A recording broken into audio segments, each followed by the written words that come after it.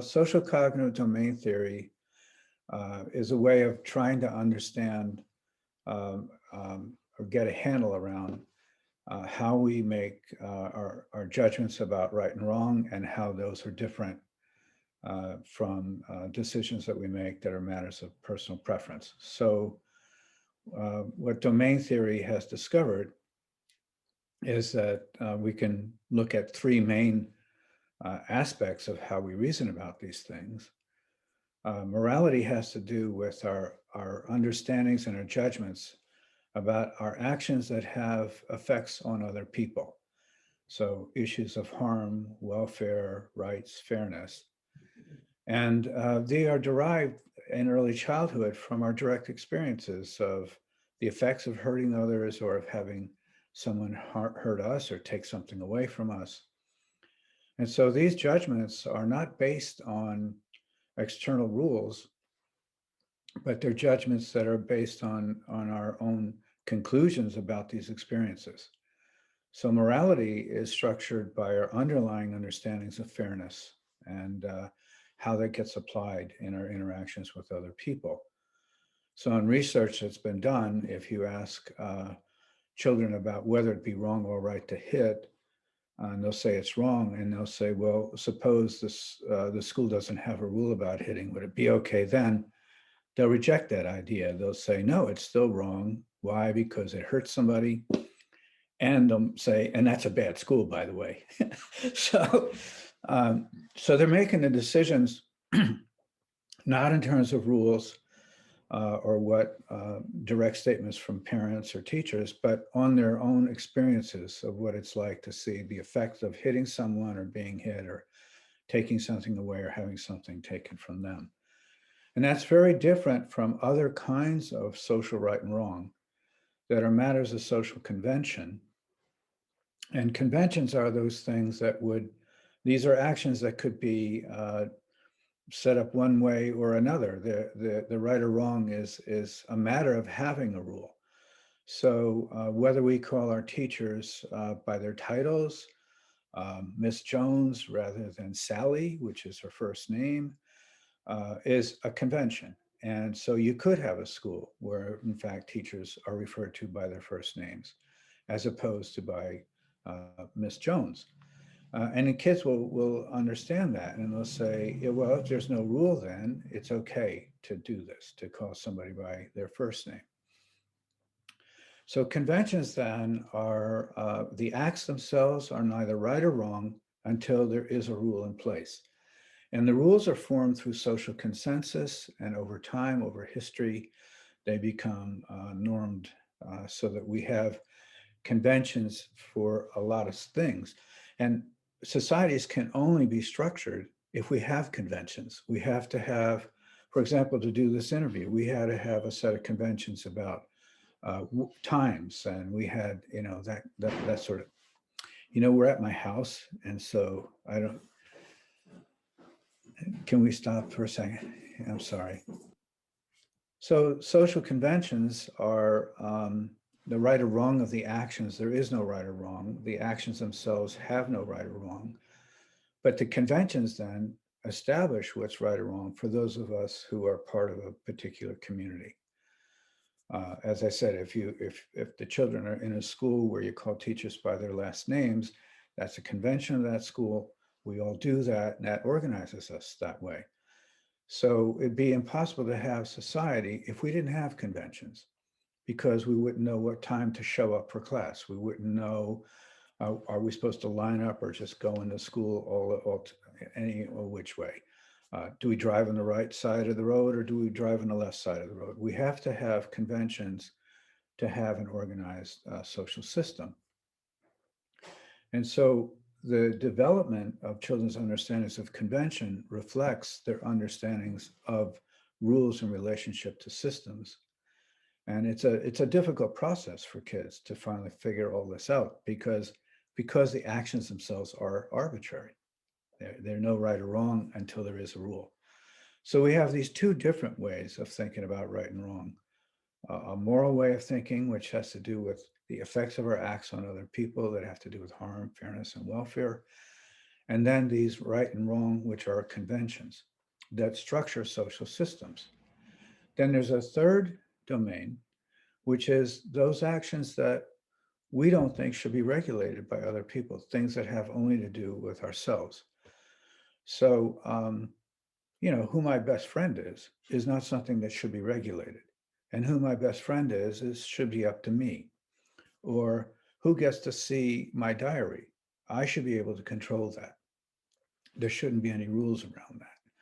So there's this personal area of privacy, and that allows us then to have some choice, like how you style your hair, or the way that within the conventions that you have to perhaps wear a jacket and tie at certain formal occasions. You have choice about things like how you present yourself, who your friends are. These are personal. So you have these three domains that you can think of as primary colors. So just like in our visual system, we have primary colors, but then our visual system sees an array of colors. So the way the social world works is that conventions can interact with morality. So you can have conventions that set things up in a way that support fairness. So you can have a convention in school about turn taking that is consistent with being, fair and giving everybody an equal access to something. Or you can have conventions that are in fact unfair, that favor certain people over other people. And in fact, you can have conventions that become laws. And those laws can be set up in a way that are discriminatory or that favor one group over another. So you can have conventions that give privileges to men that you don't give to women. You can have laws that favor racial categories and so on. So when those things intersect, um, that's where it gets really interesting in terms of social justice education.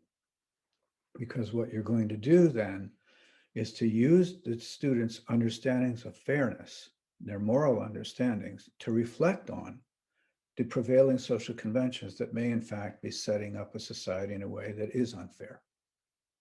So I don't know if that explained things or.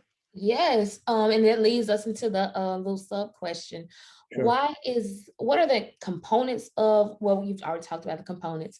Why is social cognitive domain theory important for classrooms? Why is it important for social justice? Okay, well, in classrooms, we have a lot of conventions. And it turns out that there are developmental changes in the ways in which students understand convention. Conventions are hard for kids to understand because the right or wrong is so arbitrary. So when children are about 6, 7 years old, they view conventions as describing the way the world tends to be. And so just like they overextend irregular verbs and they'll say past tense, and they'll put EDs on things where it doesn't belong, or drink. I drinked my milk instead of drink and drank. They will treat conventions as things that just have to be. So the first graders tend to follow conventions, second graders do. But then they'll start thinking about, well, my neighbor, Larry Nucci, doesn't make me call him Mr. Nucci. I can call him Larry. Why do I have to call my teacher Miss Jones when her first name is Alice? So you'll start seeing kids in third grade or whatever getting out of their seat and walking around the classroom, not raising their hand because they just don't see the point. What's the point of these things? Fifth grade is another period of time when the kids come back and they say, oh, these conventions have a purpose. They keep everything from being crazy. And then everybody's favorite grade, eighth grade, the students are saying, oh, it's just the rules the adults made up. And some guy, back in the Stone Age came up with this. They don't really matter. And so all I'm getting at here is that the reason that understanding convention matters in schools behaviorally is that you have to understand that uh, children are going to behave in particular ways depending on where they are developmentally. And then how we talk about these rules has to do with focusing on the social organizational purposes. So that's convention. You can't use the language of convention if you're trying to develop a child's understanding of morality. So you can't just use a bunch of rule language that says something like, Larry, let's say I hit someone, okay? Pam, I hit somebody. And a teacher comes up and says, oh, Larry, that's not the way a UC Berkeley professor should act, you know, or we have a rule about that. You're not allowed to hit. That's a response that's not really getting at what I did. That's getting at the rules, but it's not really getting at the action and the effect of the action. What should be going on is the discourse should be fitting around the actual effects of the actions. So a response to a moral transgression should not be focusing on rules. It should be focusing on how would you like it if somebody hit you? Look at what happened when you hit this person. Remember the other day somebody hit you. You know, how would you feel if everybody took your stuff? So that this discourse is around fairness, the effects of the actions, and not rules. So that's some way in which understanding the difference between morality and convention is important in school. It has to do with how we talk about behavior, how we manage behavior. The other is that when we look at the curriculum, particularly we look at the social studies curriculum, you're studying the ways in which society sets up rules that are sometimes not fair. So if you're going to deconstruct as a teacher and have if you're going to try to, as you're trying to do, address the social justice issues, then you need to understand that the students are approaching these issues applying more than one framework. They can be applying a convention framework, in which case they're just focusing on the norms and expectations, or they can apply a moral framework. So what you're trying to do in social justice education is to engage the kids' moral framework to reflect on the conventions and to make an evaluation of whether or not the existing prevailing norms are actually the way they should be. And then think about how would we change things to make society more fair, more just. So those are some implications for education. Those are